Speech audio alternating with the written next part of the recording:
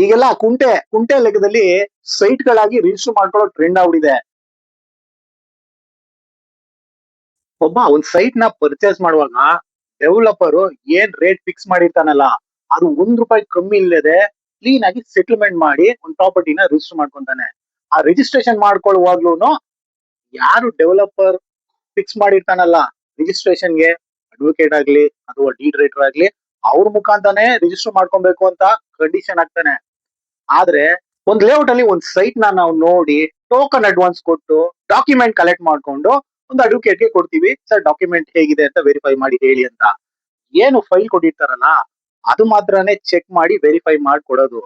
But ಎಷ್ಟೋ ಗೊತ್ತಿಲ್ದಿರುವ ಡಾಕ್ಯುಮೆಂಟ್ಗಳು online ಅಲ್ಲಿ ಆಗಿರ್ತವೆ, ಅದ್ರದ್ದು ಡೇಟಾ ಬೇಸ್ ಎಷ್ಟೋ ಡೆವಲಪರ್ಗಳು ಕೊಡಲ್ಲ.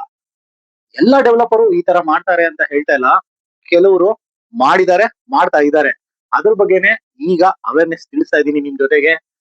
ಹಲವಾರು ದಿನಗಳಿಂದ ನಾನು ಗೊತ್ತಿರುವ ಪ್ರಾಪರ್ಟಿಯ ಡಾಕ್ಯುಮೆಂಟ್ ಹಾಗೂ ಪತ್ರಗಳ ಬಗ್ಗೆ ಒಂದೊಂದಾಗಿ ನಿಮ್ ಜೊತೆ ಹಂಚ್ಕೊಂತಾ ಇದೀನಿ, ನಿಮ್ಗೂ ಅವೇರ್ನೆಸ್ ಬರ್ಲಿ ಅಂತ.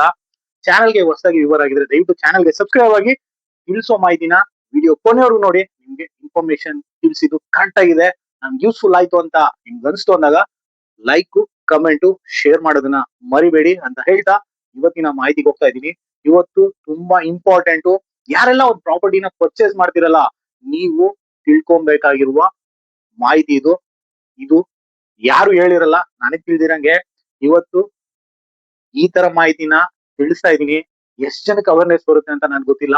ಸೊ ಒಬ್ಬ ಡೆವಲಪರ್ ಒಂದು ಲ್ಯಾಂಡ್ ನ ಲೇಔಟ್ ಆಗಿ ಮಾಡ್ತಾನೆ ಅಂದಾಗ ಏನಪ್ಪಾ ಮಾಡ್ಬೇಕು ಅಂದಾಗ, ಲ್ಯಾಂಡ್ ನ ಪರ್ಚೇಸ್ ಮಾಡ್ಬೇಕು ಅಥವಾ GPA ತಗೊಬೇಕು, JV ತಗೊಬೇಕು, ಅದು ರಿಜಿಸ್ಟರ್ಡ್ ರೆಕಾರ್ಡ್ ಆಗಿರ್ಬೇಕು ಅಲ್ವರಾ.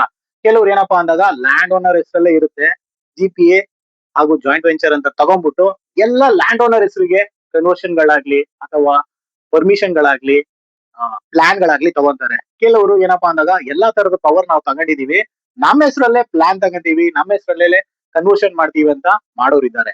ಆದ್ರೆ ಅದೆಲ್ಲ ಮಾಡ್ಬೇಕು ಅಂದಾಗ ಲ್ಯಾಂಡ್ ರೆಕಾರ್ಡ್ ಅಲ್ಲಿ RTC ಲಿ ಅವ್ರ ಹೆಸರು ರಿಫ್ಲೆಕ್ಟ್ ಮಾಡ್ಬೇಕು. ಸೇಮ್ ಇದೇ ತರಾನೇ ಸೊಸೈಟಿ ಸೈಟ್ ಗಳು ಅಂತಾರೆ. ಈ ಸೊಸೈಟಿ ಸೈಟ್ ಗಳನ್ನು ಲ್ಯಾಂಡ್ ಓನರ್ ಇಂದ ಡೈರೆಕ್ಟ್ ಆಗಿ ಕ್ರಯ ಪತ್ರ ಮಾಡ್ಕೊಳ್ಳಲ್ಲ. ಇದೇ ತರ GPA, JD ಅಂತ ಒಂದು ರಿಜಿಸ್ಟರ್ ಡಾಕ್ಯುಮೆಂಟ್ ಮಾಡ್ಕೊಂಡ್ಬಿಟ್ಟು ಎಲ್ಲ ಲ್ಯಾಂಡ್ ಓನರ್ ಹೆಸರಿಗೆ ಮಾಡಿಸಿ ಪರ್ಮಿಷನ್, ಲೇಔಟ್, ಕನ್ವರ್ಷನ್ ಎಲ್ಲ ಲ್ಯಾಂಡ್ ಓನರ್ಸ್ ಮಾಡ್ತಾರೆ.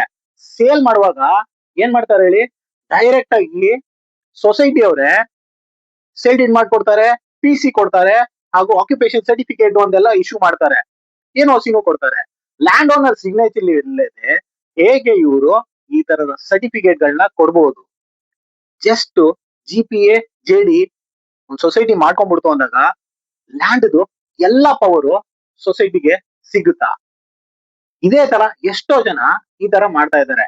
ಮಾಡ್ಬಿಟ್ಟು ಸೇಲ್ ಡೀಡ್, ಪೊಸಿಷನ್ ಸರ್ಟಿಫಿಕೇಟ್ ಎಲ್ಲ ಕೊಟ್ಟಾದ್ಮೇಲೆ ಲ್ಯಾಂಡ್ ಓನರ್ ಜಮೀನ್ ಮೇಲೆ ಕೇಸ್ ಹಾಕ್ತಾನೆ. ಏನಂತ, ಏನ್ ಕೊಡ್ಬೇಕಾಗಿತ್ತು ಸೊಸೈಟಿ ಆಗ್ಲಿ ಡೆವಲಪರು ನಮ್ಗೆ ಸೆಟಲ್ಮೆಂಟ್ ಮಾಡಿಲ್ಲ ಅಂತ.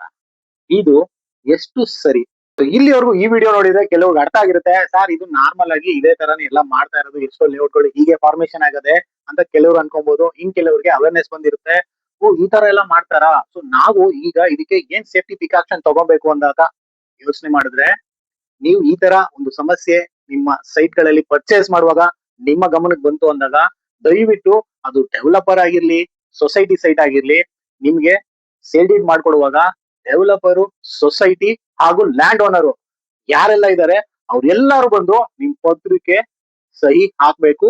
ಫೋಟೋ ಹಾಕ್ಸಿ ತಗೊಂಡ್ರಿ ಅಂದ್ರೆ ಇನ್ನೂ ಒಳ್ಳೇದು. ನನಗ್ ತಿಳಿದಿರಂಗೆ ಹೇಳ್ತಾ ಇದೀನಿ, ಸೇಫ್ಟಿ ಪ್ರಿಕಾಷನ್ ಈ ತರ ನೀವು ಮಾಡ್ಕೊಂಡ್ರಿ ಅಂದಾಗ ನಾಳೆ ನಿಮ್ಮ ಸೈಟ್ಗೆ ಸಮಸ್ಯೆ ಬರಲ್ಲ. ಈ ಕಡೆ ಡೆವಲಪರು, ಸೊಸೈಟಿ ಹಾಗೆ ಲ್ಯಾಂಡ್ ಓನರು 3 ಜನನು ನಿಮ್ ಸೈಟ್ ಸೈನ್ ಹಾಕಿದ್ರೆ ನೀವು ಒಂದು ಲೀಗಲ್ ಒಪಿನಿಯನ್, ಲೀಗಲ್ ಅಡ್ವೈಸ್ ತಗೊಂತೀರಾ ಅಂದಾಗ ಆ ಲೀಗಲ್ ಒಪಿನಿಯನ್, ಲೀಗಲ್ ಅಡ್ವೈಸ್ ಏನ್ ಕೊಟ್ಟಿದ್ದಾರೆ ಅನ್ನೋದನ್ನ ದಯವಿಟ್ಟು ಪೇಷನ್ಸ್ ತಗೊಂಡು ಓದಿ, ಏನ್ ಹಿಸ್ಟ್ರಿ ಇದೆ ಆ ಜಮೀನ್ದು, ಸೈಟ್ದು ಏನೆಲ್ಲ ಅಪ್ರೂವಲ್ ಇದೆ ಅಂತ ಸಾರಾಂಶವಾಗಿ ಬರ್ದಿರ್ತಾರೆ. ಅದನ್ನ ನೀವು ಓದ್ಕೊಳ್ಳಿ. ಯಾರೆಲ್ಲ ಓನರ್ ಇದ್ದಾರೆ, ಯಾರೆಲ್ಲ ಏನೇನ್ ಆಗಿದ್ದಾರೆ ಅನ್ನೋದನ್ನ ನೀವು ತಿಳ್ಕೊಬೇಕು. ಏನಕ್ಕೆ ಅಂದಾಗ ಅದರ ಎಲ್ಲ ಅರ್ಹತೆ ತಿಳಿದಿರ್ಬೇಕಾಗಿರೋದು ನಿಮ್ಗೇನೆ. ಯಾಕಂದ್ರೆ ಆ ಸೈಟು, ಆ ಜಮೀನಲ್ಲಿ ನೀವು ನಾಳೆ ದಿನ ಬೆಲೆ ಬರ್ಬೇಕು, ಕಟ್ಟಡ ಕಟ್ಟಬೇಕು, ವಾಸವಾಗಿರ್ಬೇಕು ಅಂದಾಗ ಯಾವ್ದೇ ಸಮಸ್ಯೆ ಬರಬಾರ್ದು ಅಂದಾಗ ನಿಮ್ಗೆ ಆ ಜಮೀನಿನ ಕತೆ ಗೊತ್ತಿರ್ಬೇಕು. ಎಷ್ಟೋ ಜನ ಲಾಯರ್ಗೆ ಡಿಪೆಂಡ್ ಆಗ್ಬಿಟ್ಟಿರ್ತಾರೆ. ದಯವಿಟ್ಟು ಆ ತರ ಡಿಪೆಂಡ್ ಆಗಿ ಪ್ರಾಪರ್ಟಿನ ಪರ್ಚೇಸ್ ಮಾಡಕ್ಕೆ ಹೋಗ್ಬೇಡಿ. ಇದು ಲೇಔಟ್ ನ ಸೊಸೈಟಿ ಅವರೇ ಮಾಡಿರ್ಲಿ ಅಥವಾ ಡೆವಲಪರೇ ಮಾಡಿರ್ಲಿ, ಅವರ ಎಲ್ಲ ಟ್ರಾನ್ಸಾಕ್ಷನ್ ಡೀಟೇಲ್ಗಳು ಇಸಿ ಚೆಕ್ ಮಾಡಿ. ಲ್ಯಾಂಡ್ ದಾಗ್ಲಿ ಸೈಟ್ಗಾಗ್ಲಿ ಏನೆಲ್ಲ ಟ್ರಾನ್ಸಾಕ್ಷನ್ ಆಗಿದೆ ಅನ್ನೋದೆಲ್ಲ ಸಾರಾಂಶ ನೀಟಾಗಿ ಇಸಿಲಿ ರಿಫ್ಲೆಕ್ಟ್ ಆಗಂಗೆ ಇಸಿನ ತಗೊಳ್ಳಿ. ಎಷ್ಟೋ ಸೊಸೈಟಿಗಳು ಲ್ಯಾಂಡ್ ಡೆವಲಪರ್ಗಳು ಏನಪ್ಪಾ ಮಾಡ್ತಾರೆ ಅಂದಾಗ ಇಸಿನ ಕರೆಕ್ಟ್ ಆಗಿ ಕೊಡಲ್ಲ, ಬರೀ ಪತ್ರಗಳನ್ನ ಕೊಟ್ಟಿರ್ತಾರೆ. ಏನೆಲ್ಲ ಪತ್ರ ಮಾಡ್ಕೊಂಡಿದೀವಿ ನಾವು ಅಂತ, ಆ ಪತ್ರದ ಜೊತೆಗೆ ಇನ್ಕಂಬ್ರೆನ್ಸ್ ಸರ್ಟಿಫಿಕೇಟ್ ತುಂಬಾ ಇಂಪಾರ್ಟೆಂಟ್. ಯಾಕಂದ್ರೆ ಏನೆಲ್ಲಾ ಟ್ರಾನ್ಸಾಕ್ಷನ್ ಆಗಿದೆ ಆ ಸರ್ವೆ ನಂಬರ್ಗೆ ಆ ಸೈಟ್ಗೆ ಅನ್ನೋದು ಇಂಡೆಕ್ಸ್ ಇಸಿ ಒಂದೇನೆ. ಈಗೆಲ್ಲ ಕುಂಟೆ ಲೆಕ್ಕದಲ್ಲಿ ಸೈಟ್ ಗಳಾಗಿ ರಿಜಿಸ್ಟರ್ ಮಾಡ್ಕೊಳ್ಳೋ ಟ್ರೆಂಡ್ ಆಗ್ಬಿಟ್ಟಿದೆ. 3 ಕುಂಟೆ, 2 ಕುಂಟೆ, 5 ಕುಂಟೆ, 7 ಕುಂಟೆ ತಗೊಂಡ್ಬಿಡೋಣ. ಯಾಕಂದ್ರೆ ಈ ಖಾತೆ ಇಲ್ವಲ್ಲ, ಕುಂಟೆ ಲೆಕ್ಕದಲ್ಲಿ ರಿಜಿಸ್ಟರ್ ಆಗ್ಬಿಡುತ್ತೆ, ನಿಮ್ಗೆ ಸೇಲ್ ಡೀಡ್ ಮಾಡ್ಕೊಡ್ತಾರೆ, ಕುಂಟೆ ಲೆಕ್ಕದಲ್ಲಿ ತಗೊಳ್ಳಿ ಅಂತೆಲ್ಲ ಎಷ್ಟೋ ಜನ ಕುಂಟೆ ಲೆಕ್ಕದಲ್ಲಿ ರಿಜಿಸ್ಟರ್ ಮಾಡ್ಕೊಂಡಿದ್ದೀರಾ. ಆದ್ರೆ ನಿಮ್ ಡೆವಲಪರು ಏನೆಲ್ಲ ಮಾಡಿರ್ತಾನೆ ಅನ್ನೋದಕ್ಕೆ ಒಂದು ಸಣ್ಣ ಕಥೆನ, ಎಲ್ಲರೂ ಮಾಡಿರ್ತಾರೆ ಅಂತಲ್ಲ, ಕೆಲವರು ಮಾಡಿದ್ದಾರೆ. ಅದಕ್ಕಂತಾನೆ ಲ್ಯಾಂಡ್ ಇಸಿ ಎಲ್ಲ ವೆರಿಫೈ ಮಾಡಿ ತಗೊಳ್ಳಿ ಅಂತ ಒಂದು ಸಜೆಷನ್ ಕೊಡೋಣ ಅಂತಾನೆ ಈ ವಿಡಿಯೋ ಮಾಡ್ತಾ ಇರೋದು. ಬಟ್ ಡೆವಲಪರ್ ಇದೇ ತರನೇ ಒಂದು ಲ್ಯಾಂಡ್ ನ ಪರ್ಚೇಸ್ ಮಾಡ್ತಾನೆ. ಪರ್ಚೇಸ್ ಮಾಡ್ಬಿಟ್ಟು ಏನಪ್ಪಾ ಅಂದಾಗ ಲೇಔಟ್ ಫಾರ್ಮೇಶನ್ ಮಾಡ್ತೀನಿ ಅಂತ ಏನಪ್ಪಾ ಫೈನಾನ್ಸರ್ ಹತ್ರ ಹೋಗ್ತಾನೆ. ಫೈನಾನ್ಸ್ ಹತ್ರ ಹೋಗ್ಬಿಟ್ಟು ಈ ತರ ಲೇಔಟ್ ಮಾಡ್ತೀನಿ ನಾನು, ನನಗೆ ಫೈನಾನ್ಸ್ ಕೊಡಿ ಅಂತ ಫೈನಾನ್ಸ್ ಹತ್ರ ಹೋಗ್ತಾನೆ. ಫೈನಾನ್ಸ್ ತಗೊಳ್ಳುವಾಗ ಆ ಫೈನಾನ್ಸ್ ಅಗ್ರಿಮೆಂಟ್ ರಿಜಿಸ್ಟರ್ ಆಗುತ್ತೆ, ಡಿಟಿಡಿ ಆಗುತ್ತೆ. ಫೈನಾನ್ಸರ್ ಏನ್ ಮಾಡ್ತಾನೆ ಹೇಳಿ, ಯಾರು ಡೆವಲಪರ್ ಕಮ್ ಲ್ಯಾಂಡ್ ಓನರ್ ಇರ್ತಾನಲ್ಲ ಅವನ್ ಪತ್ರ ಹಾಗೆ ಡಿಟಿಡಿ ಇದೆಯಲ್ಲ ಅದನ್ನ ರಿಜಿಸ್ಟರ್ ಮಾಡ್ತಾನೆ. ಇದು ಇಸಿ ರಿಫ್ಲೆಕ್ಟ್ ಆಗುತ್ತೆ. ಎಷ್ಟೋ ಜನ ಇದನ್ನ ವೆರಿಫೈ ಮಾಡದೇ ಇಲ್ಲ. ಯಾಕೆ ಹೇಳಿ, ಲ್ಯಾಂಡ್ ಇಸಿ ತಗೊಳ್ಳೋದೇ ಇಲ್ಲ. ಯಾಕಂದ್ರೆ ಸೇಲ್ ಡೀಡ್ ಆಗಿರುತ್ತಲ್ಲ ಅದ್ ಮಾತ್ರ ಕೊಟ್ಟಿರ್ತಾರೆ. ಅದಕ್ಕೇನೆ ಲ್ಯಾಂಡ್ ಇಸಿ ಚೆಕ್ ಮಾಡಿ ಅಂತ ಹೇಳಿದ್ದು. ಈ ತರ ಒಂದು ಫೈನಾನ್ಸ್ ತಗಂತಾನೆ, ಲೇಔಟ್ ಮಾಡಿದಾನೆ ಹೆಂಗೆ ಅಂದಾಗ 5 ಕುಂಟೆ, 3 ಕುಂಟೆ, 7 ಕುಂಟೆ ಆಗಿ ಫಾರ್ಮೇಶನ್ ಮಾಡಿದಾನೆ. ಕುಂಟೆ ಲೆಕ್ಕದಲ್ಲಿ ಸೇಲ್ ಮಾಡಿದಾನೆ. ಕುಂಟೆ ಲೆಕ್ಕದಲ್ಲಿ ಸೇಲ್ ಮಾಡಿದ್ರಿಂದ ಎಲ್ಲಾರ್ಗು ಸೇಲ್ ಡೀಡ್ ಆಗ್ಬಿಟ್ಟಿರುತ್ತೆ. ಯಾಕಂದ್ರೆ ಡೆವಲಪರ್ ಕಮ್ ಲ್ಯಾಂಡ್ ಓನರ್ ಅವನೇ ಆಗಿರ್ತಾನೆ, ಆರ್ ಟಿ ಸಿ ರಿಫ್ಲೆಕ್ಟ್ ಆಗಿರುತ್ತೆ. ಸೊ ಈ ತರ ನಾನು ಕುಂಟೆ ಲೆಕ್ಕದಲ್ಲಿ ಸೇಲ್ ಮಾಡ್ತಾ ಇದೀನಿ ಅಂತ ಸೇಲ್ ಮಾಡ್ತಾನೆ. ನೀವು ಕುಂಟೆ ಲೆಕ್ಕದಲ್ಲಿ ಒಂದು ಜಮೀನ ತಗಂತೀರಾ ಅಂದಾಗ ದಯವಿಟ್ಟು 11 ಸ್ಕೆಚ್ ಹಾಕ್ಸಿ 11 ಸ್ಕೆಚ್ ಮೂಲಕ ನೀವು ರಿಜಿಸ್ಟರ್ ಮಾಡ್ಕೊಳ್ಳಿ. ಎಷ್ಟೋ ಜನ 11 ಸ್ಕೆಚ್ ಹಾಕಿಲ್ದಿರೋದಕ್ಕೆ ಈ ತರ ಸಮಸ್ಯೆಗೆ ಸಿಗಾಕೊಂಡಿದ್ದಾರೆ. ಏನಪ್ಪಾ ಅಂದಾಗ ಈಸಿಲಿ ಡಿಟಿಡಿ ರಿಫ್ಲೆಕ್ಟ್ ಆಗಿದೆ, ಇದನ್ನ ವೆರಿಫೈ ಮಾಡಿಲ್ಲ. ಕುಂಟೆ ಲೆಕ್ಕದಲ್ಲಿ ಜಮೀನ್ಗಳನ್ನ ತಗೊಂಡ್ಬಿಟ್ಟಿದೀರಾ, ನಿಮ್ ಹೆಸರಿಗೆ ಆರ್ ಟಿ ಸಿ ಟ್ರಾನ್ಸ್ಫರ್ ಆಗ್ಬಿಟ್ಟಿದೆ. ನಾನು land owner cum developer absconding ಆಯ್ತೀನಿ. ಅಬ್ಸ್ಕಾಂಡಿಂಗ್ ಆದಾಗ ಏನಾಗುತ್ತೆ ಅಂದಾಗ ಫೈನಾನ್ಸರು ವೆಯ್ಟ್ ಮಾಡಿದಾನೆ 3 ತಿಂಗಳು, 6 ತಿಂಗಳು, 1 ವರ್ಷ ವೆಯ್ಟ್ ಮಾಡಿದಾನೆ. 1 ವರ್ಷ ಆದ್ಮೇಲೆ ಯಾರು ಲೇಔಟ್ ಮಾಡಿದ್ನಲ್ಲ ಡೆವಲಪರ್ ಕಮ್ ಲ್ಯಾಂಡ್ ಓನರ್ ಅಂತ ಹೇಳಿದ್ನಲ್ಲ ಅವ್ನು ಅಬ್ಸ್ಕಾಂಡಿಂಗ್ ಆಗಿದ್ದು ಫೈನಾನ್ಸರ್ ಗೊತ್ತಾಗಿದ ತಕ್ಷಣ ಫೈನಾನ್ಸರ್ ಏನ್ ಮಾಡ್ದ, ಒಂದು ಲಾಯರ್ ನೋಟಿಸ್ ಕಳಿಸ್ದ. ಯಾರಿಗ್ ಕಳಿಸ್ದ, ಈ ಫೈನಾನ್ಸರ್ಗೆ ಗೊತ್ತಿಲ್ಲ ಈ ತರ ಕುಂಟೆ ಲೆಕ್ಕದಲ್ಲಿ ಮಾರಿದಾನೆ ಅಂತ. ಲೇಔಟ್ ಮಾಡ್ತೀನಿ ಅಂದಾಗ ಈ ತರ ಎಲ್ಲಾ ಮಾರೇ ಬಿಟ್ಟವನಲ್ಲ ಅಂದ್ಬಿಟ್ಟು, ಈ ಕಡೆ ದುಡ್ಡು ಬಂದಿಲ್ಲ ಅಂದ್ಬಿಟ್ಟು ಫೈನಾನ್ಸರ್ ಡೈರೆಕ್ಟ್ ಆಗಿ ಕೇಸ್ ಹಾಕ್ಬಿಡ್ತಾನೆ. ಯಾರಿಗ್ ನೋಟಿಸ್ ಕಳಿಸ್ತಾನೆ ಹೇಳಿ, ಯಾರೆಲ್ಲ ತಗೊಂಡಿದ್ರಲ್ಲ 3 ಕುಂಟೆ, 5 ಕುಂಟೆ, 7 ಕುಂಟೆ, 10 ಕುಂಟೆ ಅವ್ರಿಗೆ ನೋಟಿಸ್ ಹೋಗುತ್ತೆ.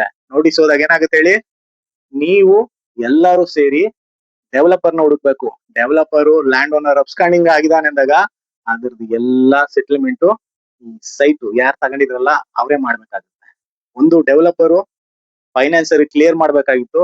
ಡೆವಲಪರ್ ಅಬ್ಸ್ಕಾಂಡಿಂಗ್ ಆದ ಅಂದಾಗ ಯಾರು ತಗೊಂಡಿದ್ರಲ್ಲ ಪ್ರೆಸೆಂಟ್ ಓನರ್ಗಳು ಅವರು ಇಲ್ಲಿ ಸೆಟಲ್ಮೆಂಟ್ ಮಾಡ್ಬೇಕು. ಈ ತರದ ಒಂದು ನಿದರ್ಶನ ಆಗಿದೆ. ನೀವೆಲ್ಲ ಕುಂಟೆ ಲೆಕ್ಕದಲ್ಲಿ ನವೀನಿ ಸ್ಕೆಚ್ ಹಾಕಿಲ್ದಿರ ರಿಜಿಸ್ಟರ್ ಮಾಡ್ಕೊಂಡಿದ್ರಿ ಅಂದಾಗ ದಯವಿಟ್ಟು ಚೆಕ್ ಮಾಡಿ ನಿಮ್ ಡೆವಲಪರ್ ಈ ತರ ಏನಾದ್ರು ಮಾಡಿದಾನಂತ. ಎಲ್ಲಾ ಡೆವಲಪರ್ ಈ ತರ ಮಾಡಿದ್ದಾರೆ ಅಂತ ನಾನು ಹೇಳ್ತಾ ಇಲ್ಲ, ಕೆಲವರು ಮಾಡಿದ್ದಾರೆ. ನೀವು ಅವೇರ್ನೆಸ್ ತಗೊಳ್ಳಿ. ಹಾಗೆ ಅವೇರ್ನೆಸ್ ತಿಳಿಸೋಣ ಅಂತಾನೆ ಈ ವಿಡಿಯೋ ಮಾಡಿರೋದು. 11 ಸ್ಕೆಚ್ ಮಾಡಿದ್ರೆ ಏನ್ ಸರ್ ಆಗಿರೋದು ಅಂತ ಕೆಲವರು ಅನ್ಕೊಬಹುದು. ಅವಾಗ್ಲೇ ಈಸಿಲಿ ರಿಫ್ಲೆಕ್ಟ್ ಆಗಿರೋದು, ಡಾಕ್ಯುಮೆಂಟ್ ವೆರಿಫೈ ಆಗಿರೋದು, ಲೋನ್ ತಗೊಂಡಿರೋದು ಬಂದಿರೋದು, ನಿಮ್ಗೂ ಈ ಸಮಸ್ಯೆ ಬರ್ತಾ ಇರ್ಲಿಲ್ಲ ಅಲ್ವರಾ. ತಿಳ್ದಂಗೆ ಹೇಳಿದೀನಿ ಒಂದ್ ಕತೆ ರೂಪದಲ್ಲಿ.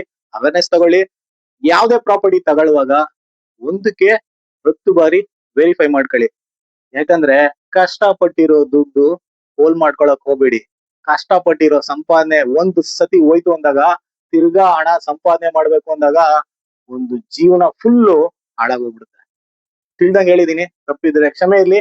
ಇದೇ ತರ ರೆಗ್ಯುಲರ್ ಆಗಿ ವಿಡಿಯೋಗಳಿಗೆ ಸಪೋರ್ಟ್ ಮಾಡ್ತಾ ಇರಿ. ಚಾನೆಲ್ಗೆ ಸಬ್ಸ್ಕ್ರೈಬ್ ಆಗಿ ಅಂತ ಹೇಳ್ತಾ ಈ ವಿಡಿಯೋನ ಮುಗಿಸ್ತಾ ಇದೀನಿ. ಧನ್ಯವಾದಗಳು.